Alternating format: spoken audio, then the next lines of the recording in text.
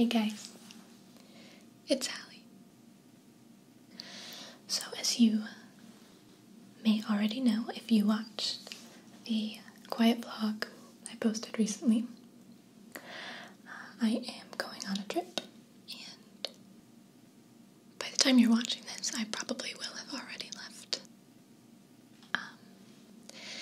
And as I mentioned, I wanted to try and shoot a few simple, slightly shorter ASMR videos to edit and release throughout the length of my trip so that even though I'm gone, you guys don't have to miss out on any content.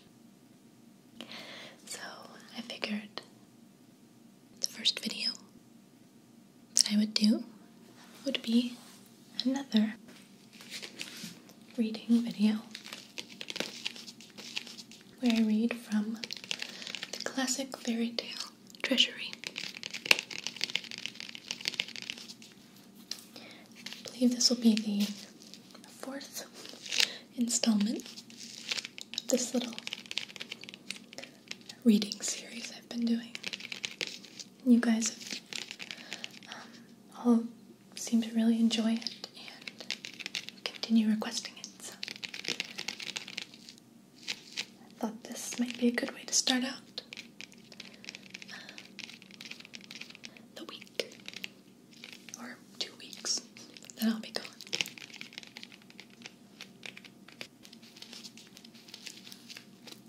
So,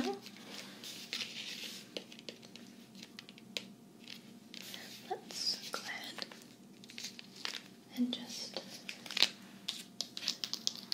jump in. I'm going to change the camera angle and read you a bedtime story. Enjoy.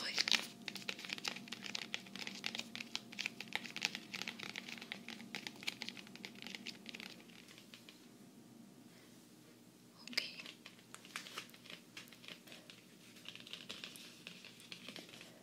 Today,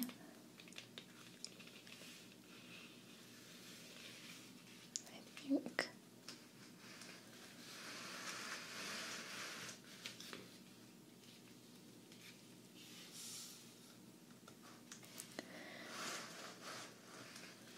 we're going to read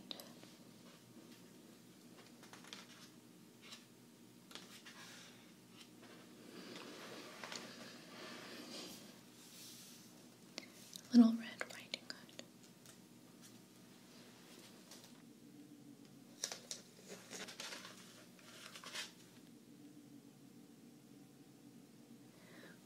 I'll turn to page 112.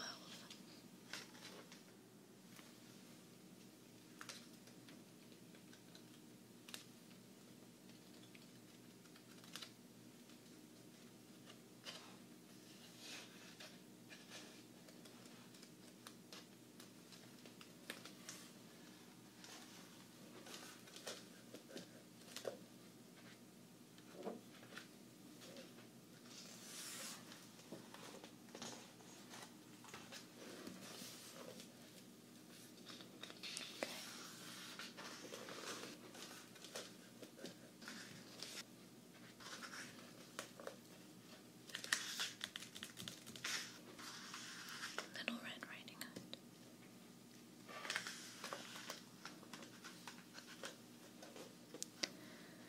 There once lived a girl whose name was Little Red Riding Hood. She was called that because she always wore a red velvet cloak and hood that her grandmother had made for her. Now her grandmother had been feeling ill, and one day Little Red Riding Hood's mother said to her, "I want you to take this basket of cakes and honey to Granny."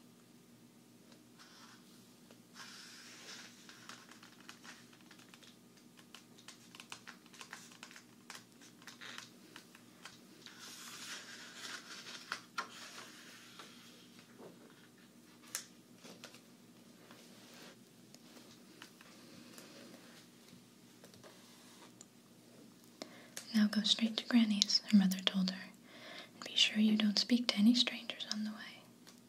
and whatever you do, don't stray from the path. Little Red Riding Hood promised to do as she was told. Her grandmother lived on the other side of a great forest. So Little Red Riding Hood went skipping quickly down the path with her basket under her arm. She had not gone far when she met a big wolf. "Good morning, Little Red Riding Hood," said the wolf. "Where are you going in such a hurry?"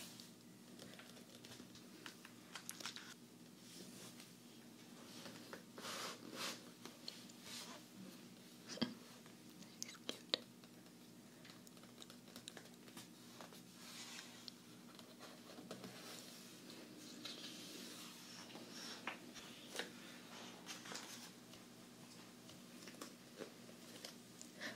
Little Red Riding Hood did not know what a wicked creature the wolf was, so she replied politely, "I am going to see my grandmother.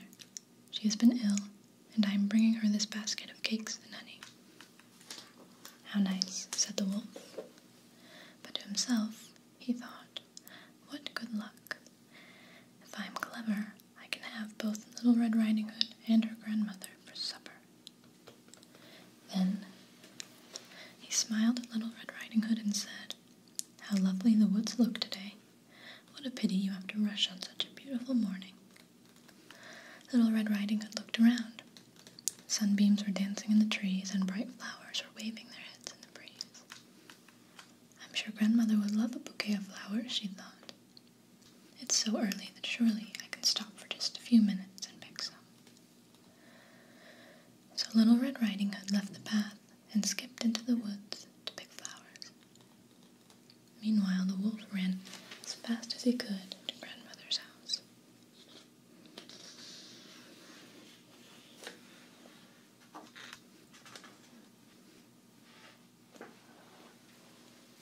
When the wolf reached grandmother's house, he knocked on the door. "Who's there?" called Little Red Riding Hood's grandmother. "It is I," said the wolf, disguising his voice. "I brought you a basket of cakes and honey." "I am too sick to get out of bed," grandmother replied. "But the door is open, Little Red Riding Hood. Just let yourself in and come up to my bedroom." So the wicked wolf pushed open the door, came inside, and climbed the stairs to grandmother's bedroom. Then he went to grandmother's bed and gobbled up the old woman.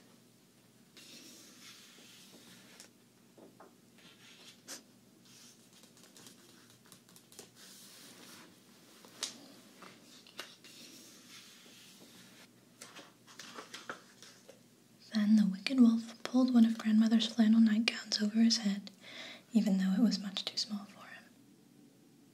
Next, he put on grandmother's warm woolen dressing gown. He even took grandmother's spectacles and stuck them on the end of his long nose. Then the wolf looked at himself in the mirror. He didn't look anything like grandmother, and his long ears were showing. So the wolf put on grandmother's lace nightcap to try to hide them. Then he climbed into grandmother's bed, drew the covers over his nose, and settled back to wait for Little Red Riding Hood.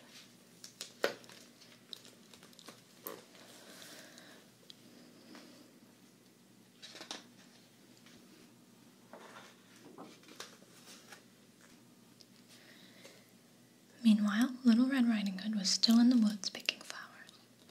Every time she picked one, she seemed to see a prettier one just a little ways off, and so she strayed farther and farther from the path. When she had picked so many flowers that she could not hold even one more, she returned to the path and headed again for grandmother's house. When Little Red Riding Hood arrived, she was surprised to find the door open. "Hello," she called. "Grandmother, it's me." "Just come in," came grandmother's voice. "I am too ill to get out of bed." How strange her grandmother's voice sounded. She must be very ill, thought Little Red Riding Hood. So the little girl ran up the stairs to her grandmother's bedroom.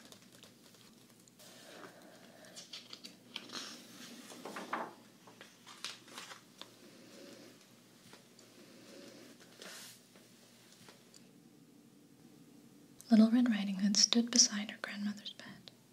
How strange her grandmother looked. "Why, grandmother, what big ears you have." "All the better to hear you with, my dear," said the wolf. "But grandmother, what big eyes you have," said to see you with, my dear," said the wolf. "But, grandmother, what big hands you have," said Little Red Riding Hood. "All the better to hug you with, my dear," said the wolf. "But, grandmother," said Little Red Riding Hood, "what big teeth you have." "All the better to eat you with, my dear," said the wolf. And with that, the wicked wolf jumped out of the bed and opened his jaws wide.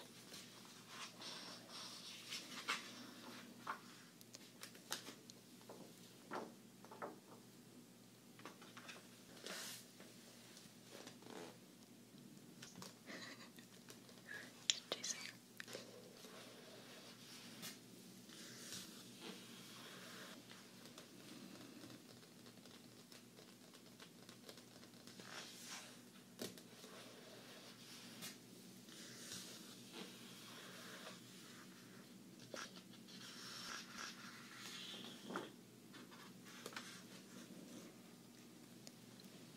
"Why, you're not grandmother," cried Little Red Riding Hood. "No, I'm not," said the wolf, "and I'm going to eat you up." Then the wolf snapped at Little Red Riding Hood and swallowed her in a single gulp. After that, the wolf felt full. He rubbed his belly contentedly. "That was a good meal," he said, and then he started to yawn. "Now I could do with a nap."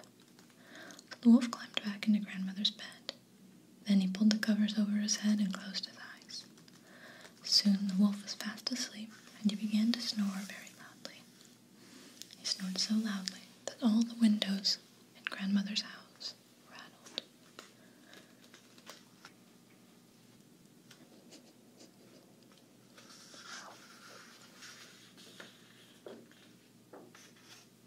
Toward evening, a huntsman came walking by and heard the wolf snoring. "That is strange," he thought to himself. "The old woman is snoring awfully loudly. I wonder if she is all right." So the huntsman walked up to grandmother's house. To his great surprise, the door was wide open. "Hello, hello," called the huntsman. "Is anybody home?" But there was no answer. The wicked wolf was sleeping too soundly to hear the huntsman. "I'll just go in and make sure everything is all right," the huntsman thought. So he went inside and tiptoed up the stairs. As he climbed the stairs, the snoring grew louder and louder. The huntsman followed the snoring all the way to grandmother's bed.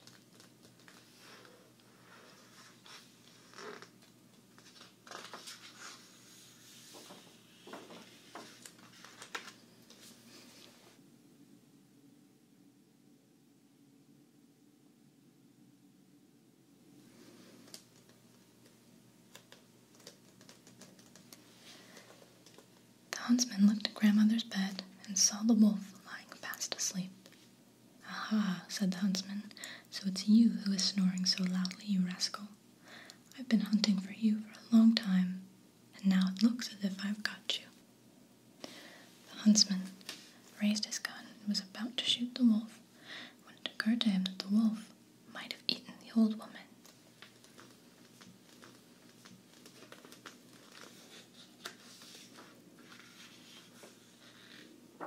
So the huntsman took a knife and cut open the wolf. Out stepped Little Red Riding Hood and her grandmother. This story's insane. They were both happy to be saved. Then the huntsman filled the wolf's stomach with heavy stones and sewed it up. When the wolf awoke and saw the huntsman, he tried to run away, but the stones were so heavy that he fell down dead. Then the huntsman, Little Red Riding Hood, and grandmother ate all the delicious cakes and honey that Little Red Riding Hood had brought.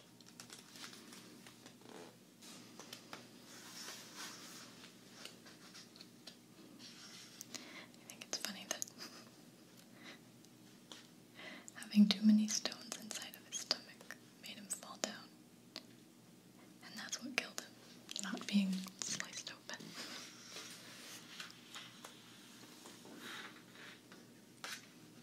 Soon, grandmother was feeling well again, and Little Red Riding Hood started home. When she returned, Little Red Riding Hood told her mother everything that had happened. Never again will I speak to strangers or stray from the path when you have told me not to, she said. Her mother hugged her tight. I'm sure you won't, she said. And Little Red Riding Hood never did. The end. So I guess that's the moral of the story. Don't talk to strangers or stray from the path if your mom tells you not to. Otherwise you'll be swallowed whole by a wolf, and so will your grandmother.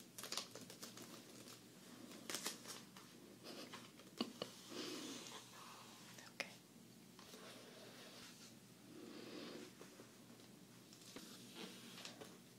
Well, that concludes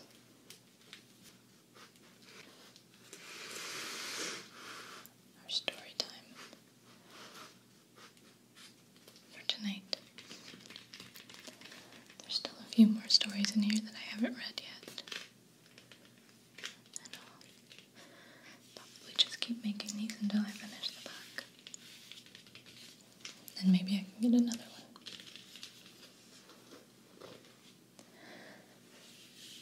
But I hope that you guys have enjoyed.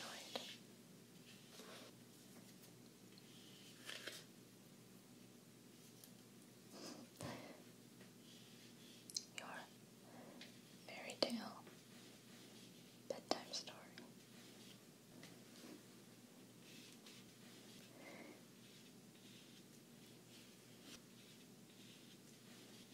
And as always, I wish you restful sleep and pleasant dreams.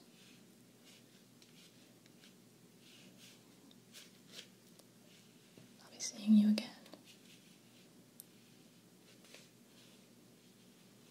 very soon.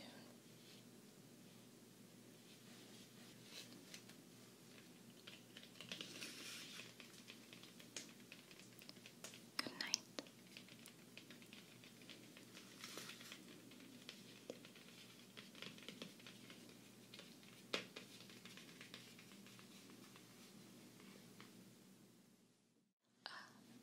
I am now using this room to shoot a new show, a new YouTube show that I have created for my Pixel Whipped channel.